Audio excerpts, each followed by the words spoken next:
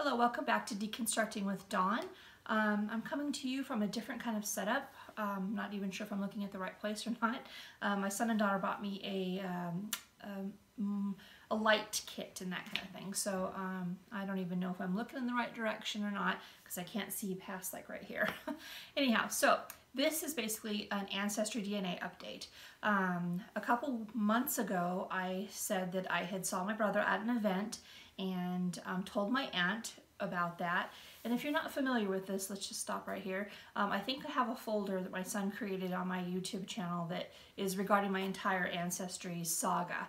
But what this is specifically regarding is the fact that 2 years ago when I found out that my biological father was not my father, this other man was my father, and I found his family, and in particular my aunt, and she spoke to the mother of these two brothers that I had found, and she didn't want me to contact them because she was afraid I would bring my father around, and she was afraid of him, and because he was abusive and just a scary man. So for 2 years I've waited around, almost 2 years I've waited around and done nothing about this until 2 months ago I saw my brother, the oldest brother of these two, at a event.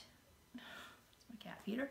And I then told my aunt about it and said that, I saw him at this event, and she's like, oh my gosh, I'll talk to his mother and see what we can do about this, basically.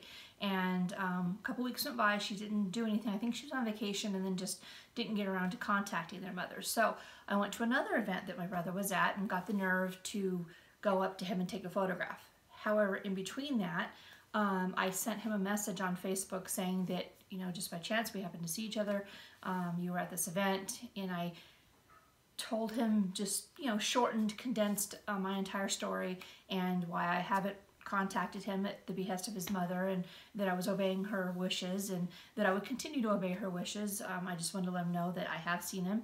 And then I don't know if he read that message on Facebook because the circle at the bottom never changed. Like when you send a message like this blue X, and apparently when they read it, it then becomes their picture, and that has never happened. And so 2 weeks later when I saw him again and actually got up the nerve to go up and get a picture with him, I then sent him that picture and said, I just want you to know that we got a picture tonight, and basically that kind of thing. I didn't want to interrupt his mojo that evening in springing this story on him. And I wouldn't have anyway because I'm trying to obey by his mother's wishes. So I then sent that picture to my aunt and said, I got the nerve to get a picture with him. She's like, did you tell him? And I said, no. And she's like, oh, you must have been nervous and all this kind of stuff. So she then waited a couple more weeks and she was trying to feel out their mother on Facebook, how their mother was feeling, because she is ill as well as I am ill. I don't know if you can see, I have a heart monitor attached to me again. This is for 30 days I have to carry around this, whoops, I have to carry around this heart monitor with me for the next month because I'm having, I've had open heart surgery and I've had 2 heart attacks from having tachycardia. So anyway, I'm sick. I've had 5 sinus infections. I'm having another one right now in 5 months. So I'm just like a mess. Don't feel good. Anyway, so their mother is, going through her own trials and tribulations, and she was trying to feel out how their mother was doing. And so she finally reached out to her on a day that she felt that she was in a good mood. And it was not received very well. Apparently it was all done by phone, I guess, and it was a shock to her, to the mother. She was nervous, as she was 2 years ago. And I think she just thought this would eventually go away, and I'm not going to go away. And so so they had a little brief of a conversation where my aunt's like, she's a good person, she even, I guess, let the lady look at my Facebook page. Like, I'm not sure how that happened, but she was able to feel me out on Facebook and that kind of thing. And I guess it was like on some sort of job interview. And so the next day, my aunt gets a text from the mother saying, she contacted him, and you know, they've already been in contact and all this kind of stuff. And I'm like, my aunt's telling me this, I'm thinking, oh crap. So he did see the message.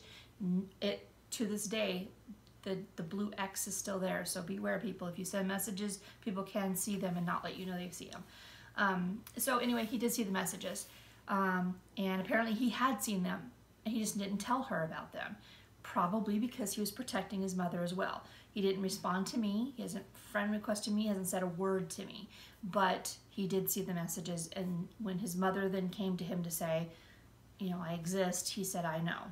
And so that put her off in the sense of she wanted to be the one to tell them. But it's been 2 years, so I should get some time served for that, I think. Anyhow, so I think it was maybe Wednesday, maybe Monday or Wednesday, I'm not sure what day of the week it was. I got a message from their mother on Facebook, and I was like, oh my God. And I never even look at my messages on Facebook, which is weird, but I happened to see that she had sent me a message just an hour or so beforehand asking if we could talk. And so I said, you know, sure we can. I gave her my email, I said Facebook Messenger, you know, Instagram. I give her my cell phone number, everything. And she's like, can I call you now? And then by the time I got to my car, she had already called. So we had about an hour-long conversation in the car, and she was not abrasive, cautious in the very beginning, and a hint of anger, I would say, just, which I completely understand, and I would absolutely be in the same position as her. But we just got to talking, and she felt that it was wrong that my aunt was the middleman, which, you know, I never asked for my aunt to be the middleman. My aunt just took that upon herself to be the middleman and to tell her because she knows her. I didn't know her. And so she was kind of put off by that, but I thought, well, that's kind of weird. So she doesn't want my aunt to be involved in our connection anymore. And she was telling me stories about my father, because one thing that I had said to my brother was that I've never heard a good story about him. And she was telling him, I want you to know that he wasn't a bad person, that he had a mental illness, and that, you know, when he would drink, you know, he became a different person. And he is bipolar, as was my mother. And I said that, you know, I lived through a life like that. I don't want to have that life again. You know, my mother's dead because of the abuse that she put to her body because of being bipolar. She was self-medicating up and down. And I just couldn't deal with that again, that I really don't have any interest in finding him. But she wanted me to know that he wasn't a bad person. And that's the first time anybody's ever said anything good about him. So that was very cathartic to hear. And she really didn't tell me much about my brothers, just that they were busy and that kind of thing. I know everything, not everything, but I know a lot about one, but the other one is extremely private, locked down on Facebook, and apparently he's really not even active on Facebook, even if it wasn't locked down on Facebook, like private on Facebook. But anyway, so I still felt like I was on a job interview again, you know, having to state my case that I'm a good person, you know, I want you to like me kind of thing. I felt like Sally Field, I think it is, you know, you like me, you really like me, at that Oscar speech. That's how I felt. But that's not how I felt, but I felt like I want you to like me. She was saying a few things, and I know that she had mentioned that she must have read the message that I had written. And she's like, I never wanted to keep you guys apart. A few of the words that she said were exactly the words I had told him, so I know she had read the message. And towards the end of the conversation, we just started meshing. And I would say something, she's like, yeah, yeah. Or she would say something, I'd be like, yeah, yeah. We just started to mesh, and felt like we knew each other. And because of what we've gone through, her with my father and me with my mother, we knew each other. And one thing that she just said early on in the conversation was, I knew there had to be more out there, because my grandmother, who she was close to, along with her kids were close to her, had shared a picture with her of a lady with black hair. And as soon as she said that, went cold. And I remember at that time, my mother had dyed her hair black, and nobody knew that. Nobody would ever dream. My mom was very blonde, had dyed her hair black one time, and it was that time in which she would have been known and hanging around my father. So my grandmother had a picture of my mother that she had showed my brother's mother and said that, you know, so I think my grandma knew I existed, and that changed everything. And so, God, I'm gonna cry. Anyway, so we left it as she's not going to interfere with me and my brothers, and that if they want to develop a relationship, they can. If I want to develop a relationship, I can. We'll just, you know, as time goes on, contact each other and just have it blend and develop organically. And that's basically where we left it. Afterwards, she sent me a message, said, you know, thank you for talking to me. And then I sent her a message saying, you know, thank you for healing me, that knowing that my grandma probably knew about me, and that my dad wasn't all that bad. Those two things changed so many things inside me. So anyway, that is that. I just want to share that with you guys, and I'm always a baby. Anyway, that is that. So, she was invited to Thanksgiving. I was invited to Thanksgiving. She said she's not going to go because she just doesn't feel comfortable around the family. And she said it would have nothing to do with me. She said that it was just independently. She doesn't want to go because she isn't an in-law that is an ex, and her boys are grown enough, and you know, she just doesn't want to go. So I don't think I'll be seeing her at Thanksgiving or my brothers, but you know, hopefully at some point we will see each other. At this point, I haven't decided if I'm going to reach back out to my brother.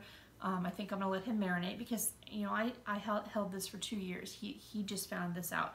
My other brother, I don't think she's told him. I don't know. I'm sure, I don't know if my other brother will tell my other brother, but I don't know. Meanwhile, she did confirm that there are 3 other brothers. They are between me, I'm the oldest, and these other 2 brothers that are her children. So there's a total of 5 boys out there. After she talked to me, I then texted my aunt and said that I talked with her and we had a good conversation and that kind of thing. And she's like, can I call you? And so she called me right away as well. And you know, we just had a brief conversation about it, and she confirmed that, yeah, there are 3, and that she'd told me their names before, and I remember her telling me them, but I just can't find them. And apparently it's because there's an alternate last name. And, you know, in my very early videos, you'll know why there's an alternate last name, which is even what my younger brother's mother knew him as. So yeah, there's a couple different names that I'm having to work with, and that's why I just can't find these other 3 boys. So there are 3 boys that exist that I don't have any idea who they are. So I am one of 6. I'm the only girl out of 6, and that is just crazy. Anyway, that is it. Just wanted to share that with you guys. If this moves any farther, I'll let you guys have an update on that, but that is the story. I have another video to do, one that I've been working on for a long time, so I'm going to get to that after I quit my baby crying. Thank you guys so much for watching, and I will talk to you soon.